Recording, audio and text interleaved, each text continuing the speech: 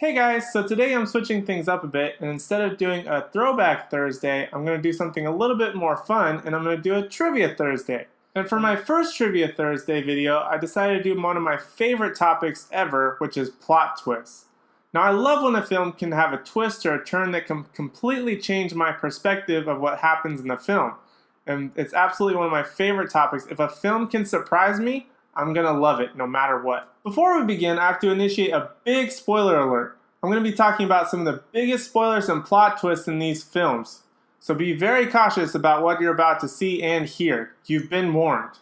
First up, we have Fight Club. This one is about an insomniac insurance worker who meets an anarchist, chaotic man by accident. The two become very quick friends, and then they decide to, because they're so bored with their everyday lives, to start what's called a fight club, where everyday people, also bored with their lives, can meet up and literally beat the crap out of each other. One thing leads to another, the group starts to get bigger and bigger, and more chaotic and anarchist type things start to occur that were not meant to be part of Fight Club. The twist of this movie is that Tyler Durden, Brad Pitt's character, is actually a figment of the imagination of the narrator's character played by Edward Norton. He essentially made up this chaotic persona to cope with his anxiety, depression, and everyday boredom of his mundane life. Next up is Shutter Island. Two detectives go to a mental institution on an island in order to investigate the disappearance of one of its patients.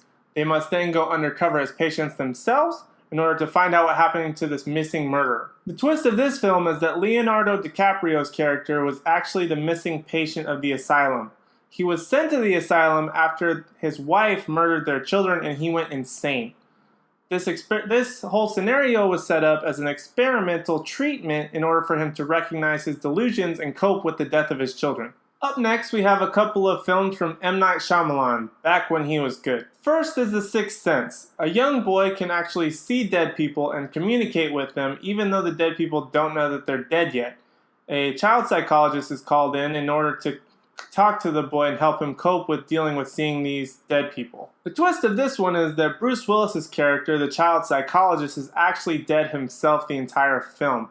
He was shot in the beginning and he doesn't recognize that he's dead the entire time. The only person that can see him is the little boy.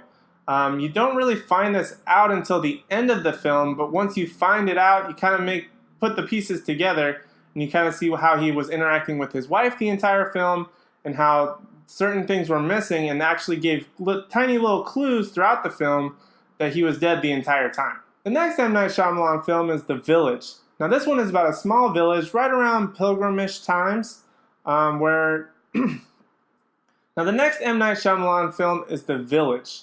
Now this one is set around pilgrimage times about a small village that's being terrorized by these monsters or ghouls or something like that, and ideology and faith is tested by the villagers throughout the entire film. There are actually a couple twists to this film, one of which being that the monsters are not real. They're actually made up by the elders. The elders dress up as these creatures, they take turns, and they go out into the woods and they come towards the village and scare the villagers in order to keep them into the small community. The second twist of this one is that when the main character leaves the village to go get medicine, she's actually blind. She actually climbs over a wall, and when she gets to the other side of the wall, she's greeted by a guard who's driving a jeep. And we find out that the village is actually behind a wall, and they're actually in modern times, which was way crazy when I saw this film. It blew my mind completely. But the elders decided to put this wall up and stay inside this village and keep their community inside this village because they didn't like what was happening in the outside world. And they did not like how things were moving forward, so they decided to stay in these olden times and keep a small, tight-knit community. For another dark film with a plot twist, we have the film Saw. Now the Saw franchise has lent itself to plenty of twists and turns over its 7-film franchise, but the one that had me going absolutely crazy was in the first film. The first Saw film is the story of two men chained into a bathroom. They're actually being held captive by a serial killer by the name of Jigsaw, who actually uses this little puppet on a tricycle, I'm sure you all know it, as like his mascot, I guess is the best word, but that's beside the point. These two men are chained inside of a bathroom, and there's a dead person on the floor, which is a former victim of Jigsaw. So these two guys are in the bathroom and they have to solve these puzzles in order to escape the bathroom. Again, this one has several twists and turns throughout the film, but by far the largest one, in my opinion, is at the very end when we find out that Jigsaw was actually in the room the whole time. He was dressed as the dead person with a fake gunshot wound to the head.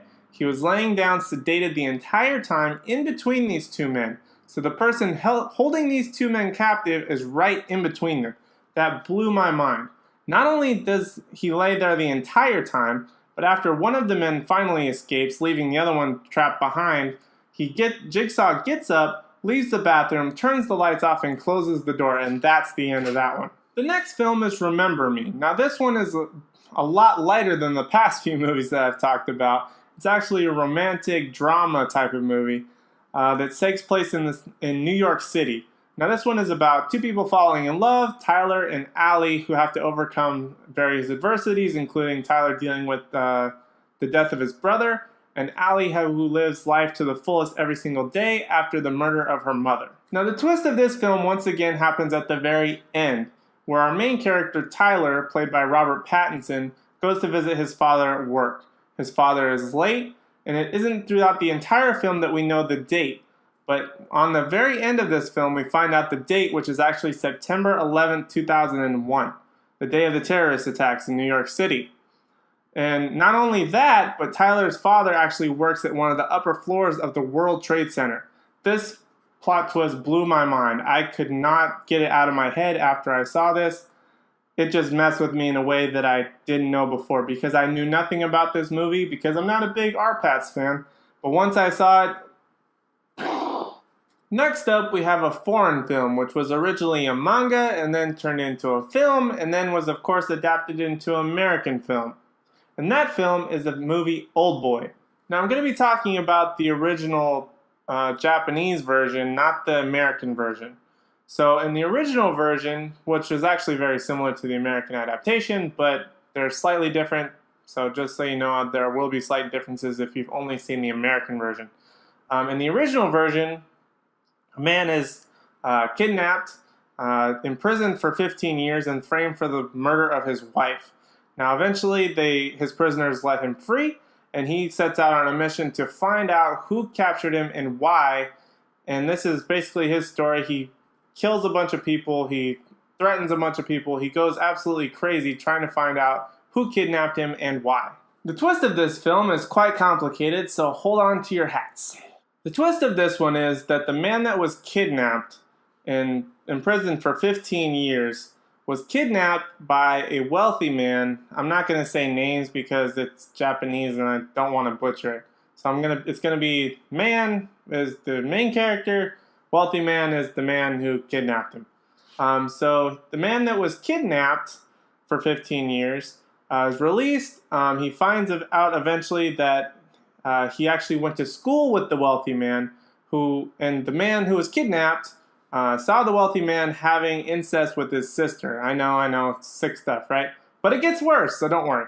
So actually, once he finds this out, the sister is ridiculed, and she actually commits suicide. The wealthy man goes crazy because he actually loved his sister.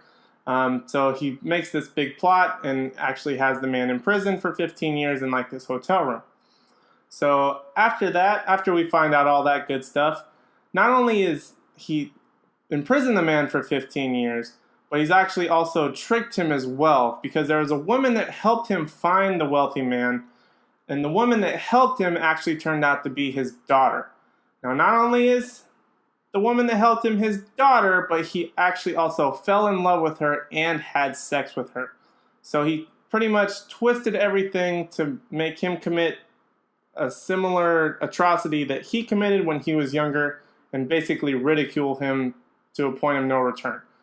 So not only does he find out that he's in love and had sex with his daughter, but he also cuts out his tongue. The wealthy man kills himself, and then the man who cuts out his tongue, who was kidnapped, has himself hypnotized so that he doesn't remember that he's in love with his daughter, so that he will never tell his daughter, and that's how the film ends. Pretty sick stuff, I know. Okay, moving on. Now that you've had a moment to reflect on that film, which probably mess with your head a little bit. The movie does an even worse job. On to the next film, which was one of my favorite Christopher Nolan films, The Prestige. Now this one is about two rivalry magicians who are constantly trying to one-up each other until one creates a trick called the teleporting man. Now the other magician actually goes crazy. He goes to very, very drastic lengths to try and not only copy this trick, but improve on it. The twist of this film is actually within the trick itself. The name of the trick is the teleporting man, and that's actually performed by twins. We don't find this out till the end of the film, but Christian Bale's character is actually played by twins, and they switch back and forth throughout the film. We don't know exactly which twin is which, but they switch between being the magician and I guess the best word would be the manager. So they switch back and forth, and they can pull off this trick of going in one door and coming out another and catching a ball. Now Hugh Jackman's character, the rival magician, tries to copy this trick, and through his long sort of trying to figure out how he does it and his desperate measures, he actually stumbles upon a cloning machine, which he actually kills his clones, and Christian Bale's character, one of the twins, after the other one actually dies, kills Hugh Jackman's character. So plot twist after plot twist, Nolan-verse, totally crazy stuff, but I love it. Let's circle back for a moment to another Brad Pitt film by the name of Seven. Now this one is about two detectives, a rookie and a veteran, the other one played by Morgan Freeman, trying to investigate these murders that are occurring by a serial killer, with his MO being the 7 deadly sins. The twist of this one comes once the serial killer is caught, played by Kevin Spacey. They take him out to a desert where he plans on telling them this great big secret that he's hidden out there or something like that. And while they're out there, a delivery van arrives. And inside of that delivery van, a package is delivered to Brad Pitt's character. Inside that package is his wife's head. The serial killer pre-planned it that he would be at that place with Brad Pitt, caught and everything, and had his wife's head delivered.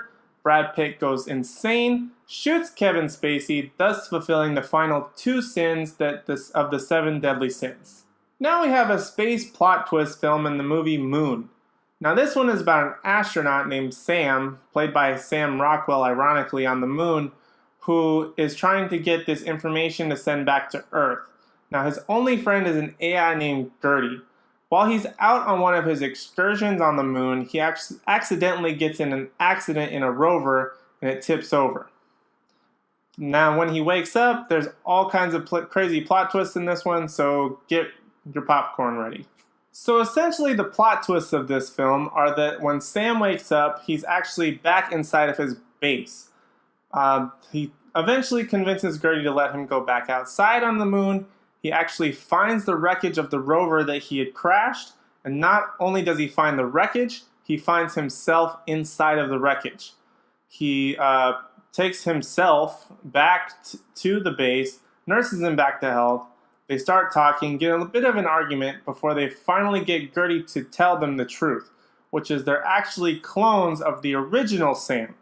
Not only are they clones, but they're clones made because the program that sent them to space just doesn't want to fund and pay more astronauts to go to the moon, so they just had clones made of this pretty good astronaut, so that they didn't have to keep paying people to fly back to the moon and fly them back and fly them back to the moon. So they have about a 3-year lifespan in which they wake up, do their duty, expect to go home, and then they actually get killed off, euthanized, and burned, and then a new clone is woken up in order to take over another 3-year cycle. It's pretty crazy stuff. There's actually a couple more crazy things that happen in this movie. It's definitely worth a watch though. Finally, we have the post-apocalyptic film, The Book of Eli. Now, I have to admit, when I first saw this film, I was not very excited about it, and I actually stopped it halfway through. It just didn't keep my interest for whatever reason. One day, I finally decided that I have to finish this film. I put it back in the DVD player, hit play, I watched the first half painstakingly again, and then I hit the second half of this film, and boy was it worth it. So the Book of Eli is about a nomad who has to travel across the U.S. in order to deliver a book that he's been told to deliver by a mysterious voice. Now he has to go through various groups and tribes and battle them in order to get past all of this and deliver the book to the West Coast. Now the twist of this film blew my mind and shattered my world completely. I pretty much sat at the end of this film with my jaw dropped for probably about a good 5 minutes. So this one is actually that Denzel Washington's character actually wears sunglasses almost the entire film. I assume because he traveled by daylight, the sun is bright in a post-apocalyptic world, you gotta protect your eyes, right? Well, wrong. Because he's actually blind the entire time. He travels across the country, fights a bunch of guys, uses swords, uses guns, does all kinds of crazy stuff in fighting, and he's actually blind the entire time. This one, again, kind of like The Sixth Sense. They leave tiny, tiny little hints and clues throughout the film that he is actually blind, but they don't actually reveal it to you to the end.